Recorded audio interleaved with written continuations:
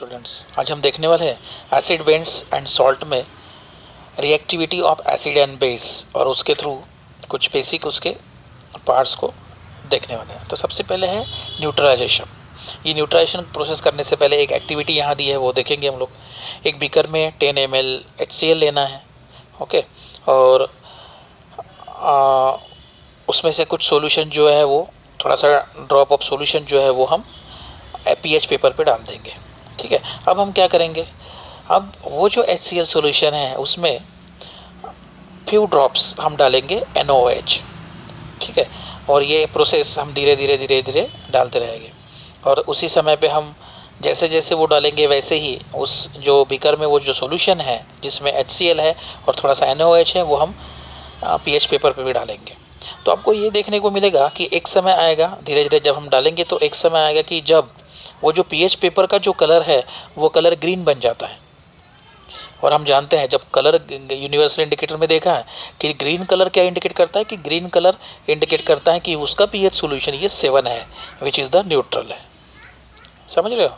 तो यहाँ जो प्रोसेस हो रही है, ये प्रोसेस कौन सी है?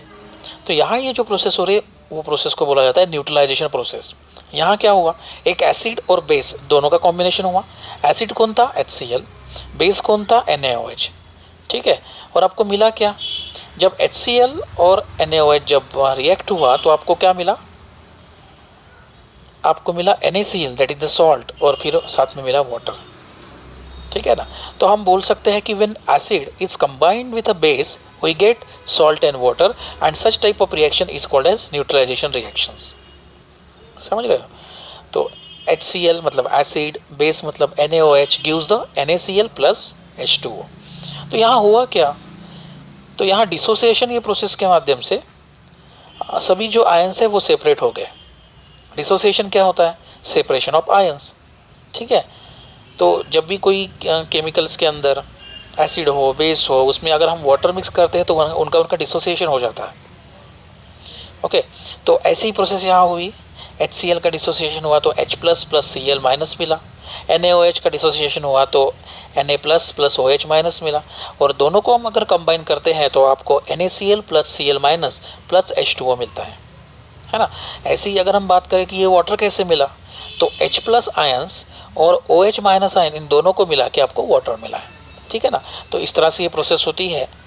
तो हम सिंपल बोले कि न्यूट्रलाइजेशन रिएक्शन एक ऐसी रिएक्शन जिसमें एसिड और बेस कंबाइन होने से सॉल्ट और वाटर मिलता है। तो नीचे बेस में देखोगे आप काफ़ी सारे एक्टिविटीज़ दिए हैं जो आपको कंप्लीट द रिएक्शंस में कई बार पूछते हैं स्टूडेंट्स।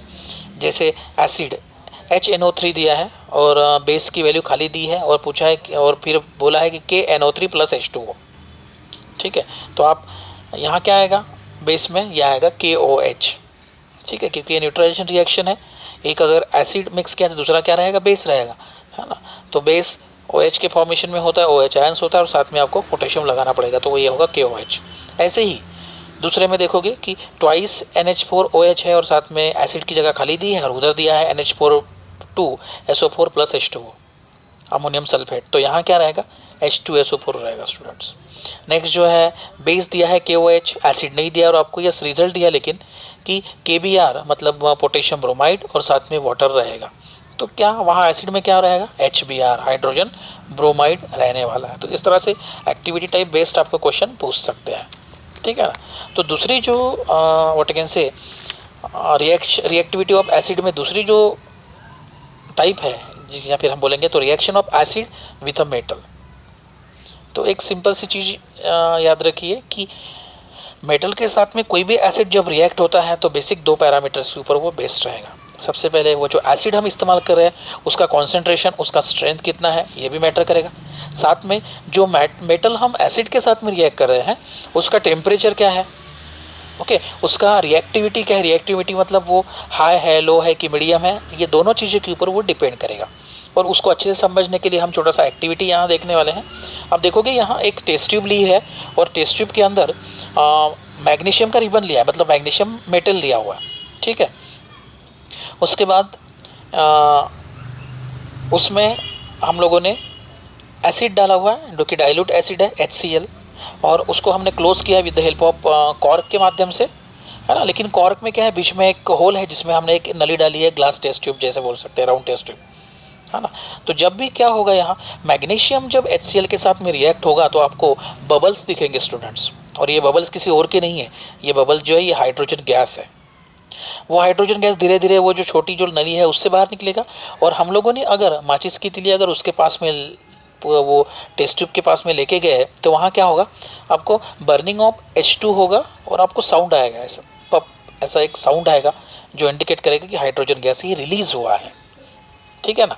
तो यहाँ हम ये बोल सकते हैं कि मैग्नीशियम ये जो मेटल एसिड के साथ में रिएक्ट हुआ तो आपको क्या मिला है, सॉल्ट और वाटर मिला है। तो यहाँ कौन सा सॉल्ट मिला है, कौन सा वाटर मिला है, तो Mg मतलब ये मेटल, एसिड मतलब HCl, तो सॉल्ट मतलब MgCl2 और साथ में वाटर ये गैस मतलब हाइड्रोजन ये मिला हुआ है। ऐसी रिएक्शंस हम यहाँ देखेंगे, जैसे जिंक अगर हम सल्फ्यूरिक एसिड के साथ में रिएक्ट करते तो आपको जिंक सल्फाइड मिलता है और साथ में हाइड्रोजन गैस मिलता है, ठीक है ना। Zn plus H2SO4 gives ZnSO4 plus H2। ऐसे ही अगर हम कॉपर ये मेटल को नाइट्रिक एसिड के साथ में HNO3 के साथ में रिएक्ट करते हैं तो कॉपर नाइट्रेट ये आपको सॉल्ट मिलता है और साथ में हाइड्रोजन गैस ये मिलेगा, ठीक है ना। नेक्स्ट जो है थर्ड रिएक्शन हम देखने वाले हैं कि reaction of acid with oxide of metal. अब ऑक्साइड ऑफ मेटल क्या होता है, जब कोई मेटल ऑक्सीजन के साथ में रिएक्ट होता है तो उसे मेटल ऑक्साइड कहा जाता है। जैसे कॉपर है, कॉपर ऑक्सीजन के साथ में रिएक्ट हुआ तो क्या हुआ, कॉपर ऑक्साइड में बना, समझ रहे हो। ऐसा कॉपर ऑक्साइड जब कोई एसिड के साथ में रिएक्ट होगा तो क्या होगा, यहाँ पूछा है। यहाँ शुरुआत में छोटी सी एक्टिविटी आपको दी है, बोला है कि रेड ऑक्साइड टेस्ट ट्यूब में लेना है। रेड ऑक्साइड मतलब क्या होता है, जो हम पेंट करने से पहले जो प्राइमर मारते हैं ना, वही रेड ऑक्साइड है।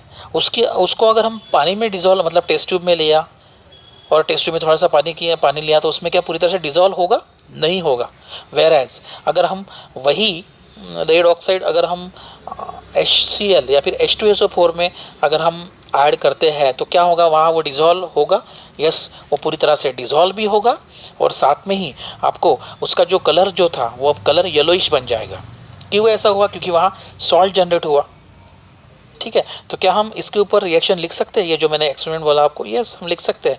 रेड ऑक्साइड का केमिकल फार्मूला जो होता है Fe2O3, उसको हम रिएक्ट कर रहे हैं एसिड के साथ में HCl के साथ में, तो आपको एक सॉल्ट मिल रहा है और वो सॉल्ट जो है FeCl3 है, फेरस क्लोराइड जिसे हम बोलेंगे, और साथ में आपको वाटर मिल रहा है। तो अगर हम जनरल बात करें तो क्या होगा, जब कोई मेटल ऑक्साइड रिएक्ट होता है डाइल्यूटेड एसिड के साथ में तो मिलने वाला प्रोडक्ट आपको मिलता है सॉल्ट और वाटर, है ना।